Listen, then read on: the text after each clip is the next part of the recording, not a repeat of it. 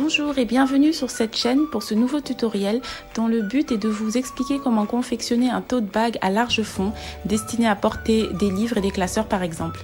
Il a été réalisé à la veille de la rentrée, donc en période de stress, d'où certaines prises de vue qui laissent à désirer et dont j'ai pallié le manque de clarté au montage. J'espère que la vidéo vous plaira et surtout qu'elle vous sera utile. Ah, et ce tutoriel a été filmé il y a 1 an, procrastination je crie ton nom, mais au moins je peux vous assurer de la solidité de ce tote bag qui a porté beaucoup de poids et n'a jamais rendu l'âme. Je vais d'abord commencer par vous indiquer le matériel nécessaire à la réalisation de ce tutoriel. Pour réaliser mon tote bag, j'ai eu besoin d'un coupon de tissu, d'un coupon de doublure, d'épingles, d'une équerre, mon équerre de lycée que vous reconnaissez, d'une paire de ciseaux, de fil à bâtir, d'un morceau de craie. C'est parti! Alors je vais commencer par l'étape 1, la coupe ou le patron. Ce n'est pas réellement un patron. Alors je vais découper des rectangles d'une longueur de 53 cm et d'une largeur de 50 cm. Je vais en découper 2 pour la partie extérieure de mon tote bag. Donc je plie le tissu en 2 pour faciliter la coupe et je découpe une fois 3 x 50 cm.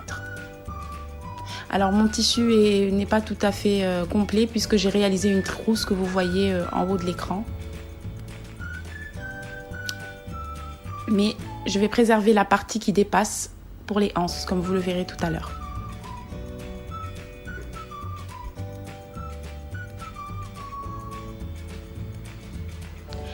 J'ai mes 2 premiers rectangles.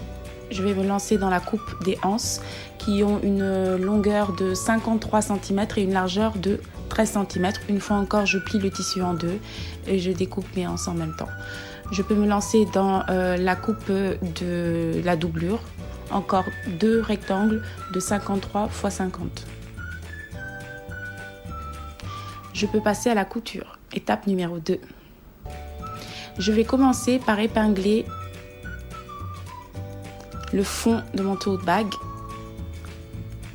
endroit contre endroit, c'est-à-dire les 2 parties du tissu qui sont les plus brillantes, l'une contre l'autre. Je vais bâtir, c'est-à-dire faire un fil pour maintenir les 2 pièces ensemble avant de passer à la machine.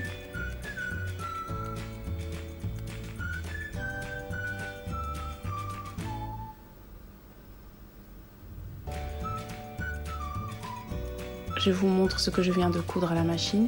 Je vais maintenant m'attaquer au bord supérieur de mon tote que je vais plier 2 fois sur une longueur d'à peu près 1 cm, 2 fois. Je fais la même chose de l'autre côté en face.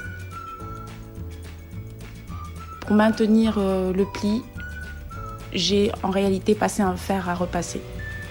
Je vous conseille de le faire. Ensuite, je vais épingler les côtés de mon tote bag en veillant à épingler la partie que je viens de plier telle qu'elle. Je place les épingles de façon verticale et non horizontale. Une fois de plus, je bâtis avant de passer à la machine. N'oubliez pas de retirer les fils après être passé à la machine. Alors maintenant, je vais passer à une partie qui peut sembler délicate. Je vais plier le fond de mon sac de façon à ce que la couture du bas et celle du côté forment un triangle. Donc j'ai ralenti à l'image pour que vous voyez.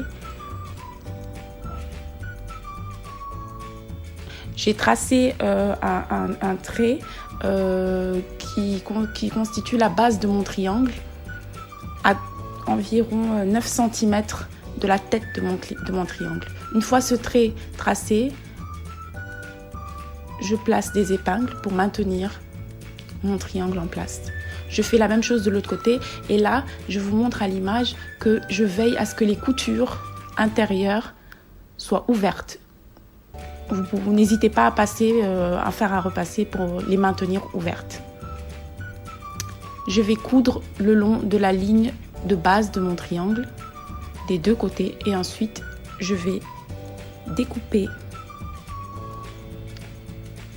le triangle. Je vais procéder de la même façon pour la doublure. Je vais fermer la sacoche. Ensuite, je vais confectionner un triangle que je vais découper après l'avoir cousu. Je peux passer à la confection des anses. Alors, je plie d'abord mes anses en deux dans le sens de la longueur. Je passe en fer à repasser et ensuite,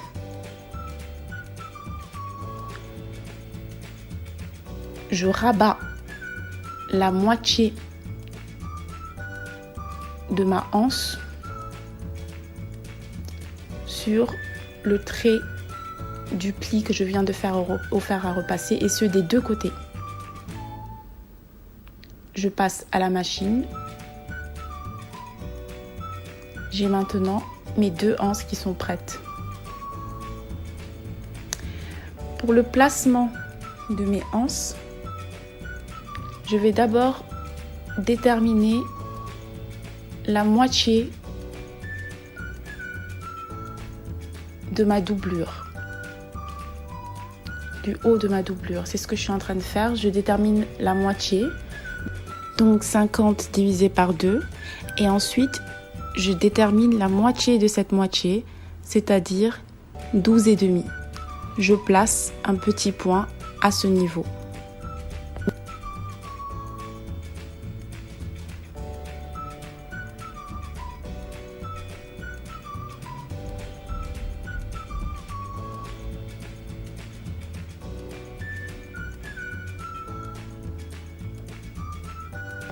Je peux ainsi, une fois ces deux traits déterminés, placer ma anse en l'épinglant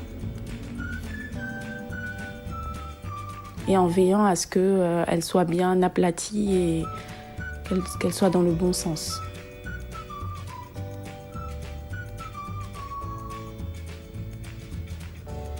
Je fais de même avec la deuxième anse.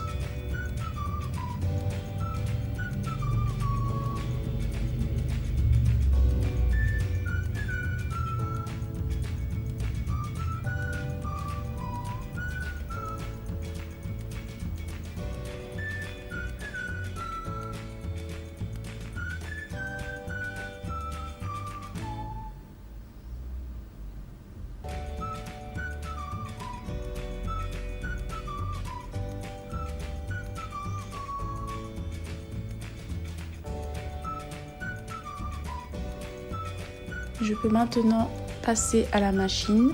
Donc je vais fixer ma anse à ma doublure en faisant d'abord un rectangle et ensuite en cousant les diagonales de ce rectangle. Je veille à ne pas couper le fil pendant cette étape afin que les fils, les coutures soient bien solidaires et que le sac soit solide. Donc comme vous le voyez, à aucun moment je ne coupe le fil. Je confectionne mon rectangle à la machine d'un seul trait sans m'arrêter. Pour ce faire, je soulève le pied presseur régulièrement et je relève l'aiguille. Tout cela pour ne pas avoir à couper le fil et pour que la couture soit la plus solidaire possible. C'est une étape qui est fastidieuse mais qui vous permettra de vous assurer que les anses soient solides et qu'elles ne cèdent pas sous le poids contenu par votre sac.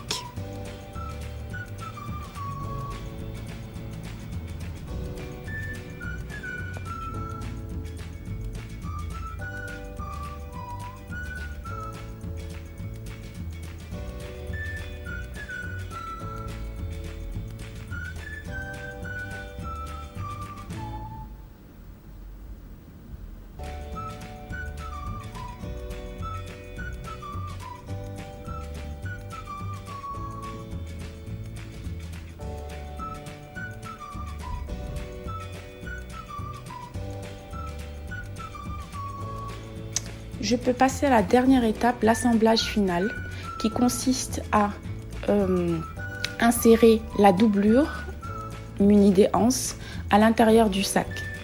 Donc, je veille à ce que les deux parties, doublure et extérieure, coïncident parfaitement. Il faut s'appliquer, prendre son temps, repérer les points de jonction et les épingler. Là, je commence par les côtés, donc là où j'ai une ligne cousue. Les deux lignes cousues, doublure et extérieure, doivent correspondre parfaitement. Je place mon aiguille et ensuite, je peux ajuster le reste du sac en y plaçant des aiguilles à équidistance les unes des autres de préférence. Je peux bâtir ou passer immédiatement à la machine une fois cette étape effectuée.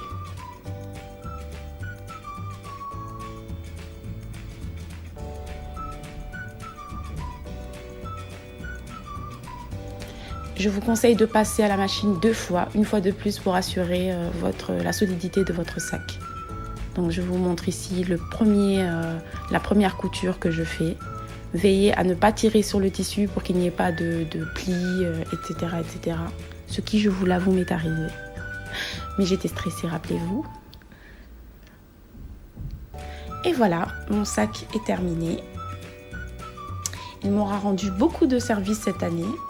J'espère que ce tutoriel vous sera utile et je vous remercie de l'avoir regardé. Vous pouvez consulter les vidéos précédentes qui ont été postées sur cette chaîne et je vous dis à bientôt pour de nouveaux tutoriels, j'espère.